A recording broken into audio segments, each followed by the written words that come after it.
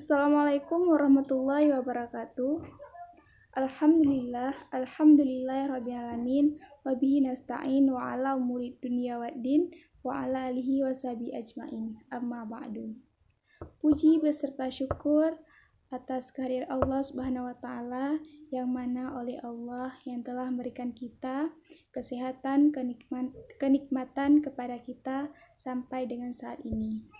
Tak lupa pula selawat beserta salam marilah kita sanjung sajikan kepada Nabi besar kita Muhammad sallallahu alaihi wasallam, yang mana oleh beliau yang telah membawakan kita dari alam jahiliyah kepada alam Islamiyah. Perkenalkan, nama saya Nur Ismi dari Unit 4 Semester 5 Jurusan Pendidikan Agama Islam, Fakultas Tarbiyah dan Ilmu Keguruan YIN Lok Sumawe. Pada kesempatan kali ini, di sini saya ingin menceritakan tokoh politik pada masa klasik yang bernama Ibnu Taimiyah. Biografi Ibnu Taimiyah. Nama lengkapnya adalah Taqi ad-Din Ahmad bin Abdul Hakim bin Taimiyah. Lahir di kota Haran, wilayah Syria. 5 tahun setelah Baghdad dikuasai oleh pasukan Mongol di bawah Hulagu Khan. Beliau lahir pada hari Senin tanggal 10 Rabiul Awal 661 Hijriah atau 22 Januari 1263 Masehi dan wafat di Damaskus malam Senin 20 Dzulqa'dah 728 Hijriah atau 26 September 1328 Masehi. Ayahnya bernama Syihab ad-Din al-Halim Ibnu Abdul Salam tahun 627 sampai dengan 672 Hijriah.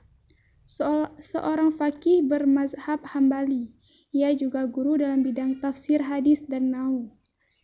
Jabatan lainnya adalah sebagai Direktur Madrasah Darul Al-Hadis Asy-Syukriyah, salah satu lembaga pendidikan Islam bermazhab Hambali yang sangat maju dan berkualitas di masanya.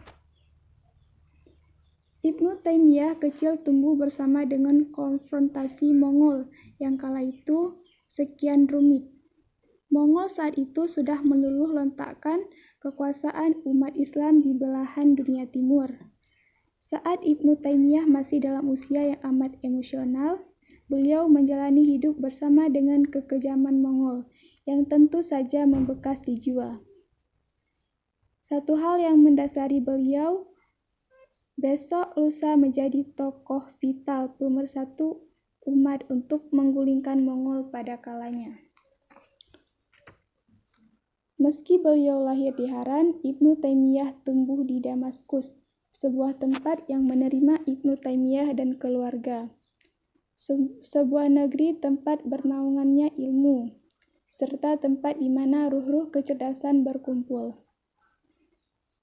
Demikian itulah sebuah takdir yang elok untuk Ibnu Taimiyah kecil setelah sebelumnya beliau dan keluarga terusir oleh imperialisme Mongol. Selanjutnya yaitu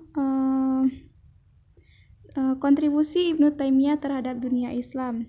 Ibnu Taimiyah lahir sekitar abad ke-13 Masehi, di mana dunia Islam mengalami penurunan perilaku dan kehidupan masyarakat Muslim yang sangat menyimpang dari ajaran Islam, Al-Quran dan As-Sunnah.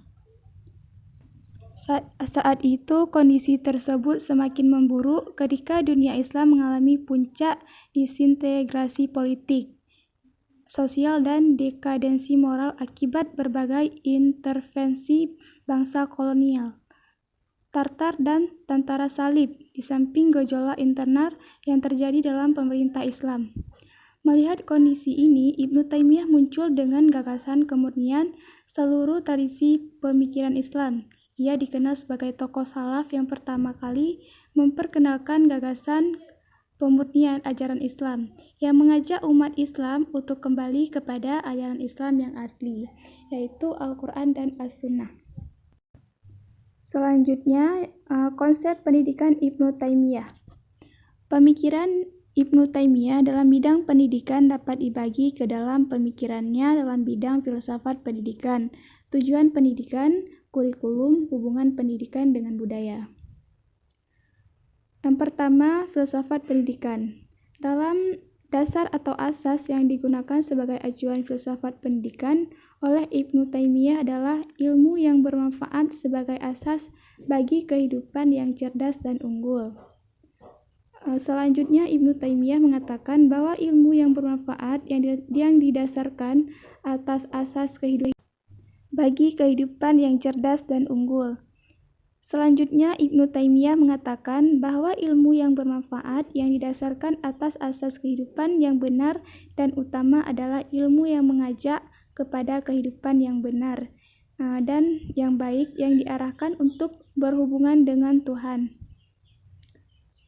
Selanjutnya, yaitu tujuan pendidikan. Menurut beliau, tujuan pendidikan dapat dibagi kepada 3 bagian, yaitu tujuan individual, tujuan sosial, tujuan dakwah Islamiyah. Yang terakhir, kurikulum. Menurut Ibnu Taimiyah, kurikulum atau materi pelajaran yang utama yang harus diberikan kepada anak didik adalah mengajarkan putra-putri kaum muslimin sesuai yang diajarkan Allah kepadanya dan mendidik agar selalu patuh dan tunduk kepada Allah dan Rasul-Nya. Sekianlah biografi singkat yang bisa saya jelaskan dari Ibnu Taimiyah. Lebih dan kurang saya mohon maaf. Wabillahi taufiq wal hidayah. Wassalamualaikum warahmatullahi wabarakatuh.